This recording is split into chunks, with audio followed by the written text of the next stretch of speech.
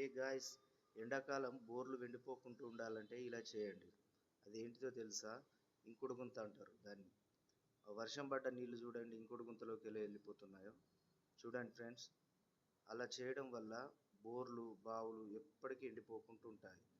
అది ఎలాగంటే ఒక 6-7 ఫీట్లు ఇంకుడు గుంత అనేది తవ్వండి. తవ్వి అందులో కింద కంకర్ రాయి ఒక లేయర్ వేయండి. తర్వాత ఇంకో లేయర్ దొడ్డిసుకేయండి. వేసిన తర్వాత మళ్ళీ అలానే స్టెప్ బై స్టెప్ వేసుకుంటూ వచ్చి పైన అలా క్లోజ్ చేయండి. అంతే, వర్షం నీరు మొత్తం అందులోకి వెళ్ళేటట్టు చూడండి. ఈ సీజన్లో, వర్షాకాలం సీజన్లో మొత్తం వాటర్ అంతా అందులోకి వెళ్ళిపోయి డెప్త్లోకి వెళ్తుంది.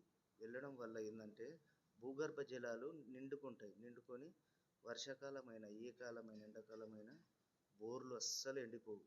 వాటర్ సమస్య అనేది రాదు. ఏంది, ఇప్పుడు ఒక ట్యాంకర్ కొనాలంటే 600 రూపాయలు. అదే ఇలాగ ఒక 2-3 వేలు ఖర్చు చేసి ఇలా చేసుకోండి, అసలు వాటర్ సమస్య అనేదే రాదు. ఈజీ ప్రాసెస్ కదా, ఖర్చు లేకుండా ఉంటుంది. కొద్దిగా శ్రమ పడితే అయిపోద్ది. వర్షాకాలం నీరు మొత్తం అందులో స్టోరేజ్ అయ్యి అసలు కరువు అనేది లేకుండా, బోర్లు ఎండిపోకుండా, ఎప్పటికీ వాటర్ సమస్య అనేది రాకుండా మనకు ఉంటుంది. ఇలా చేయండి ఫ్రెండ్స్, చాలా బాగుంటుంది. నేను చాలా దిక్కుల, అంటే నేను పనిచేసిన చోట్లలో 2-3 దిక్కుల చూసిన బాగున్నాయి ఇవి. అసలు ఇంకుడు గుంత అనేది ప్రతి ఇంటికి ఉండాలి. ఉంటేనే మనకు వాటర్ సమస్య అనేది రాదు. అట్లా దయచేసి నేను చెప్పేది గమనించండి. మీరు ఇలా చేసి చూడండి, వాటర్ సమస్య అనేదే రాదు. ఇలా వర్షం నీరు మొత్తం అందులోకి వెళ్తుంది.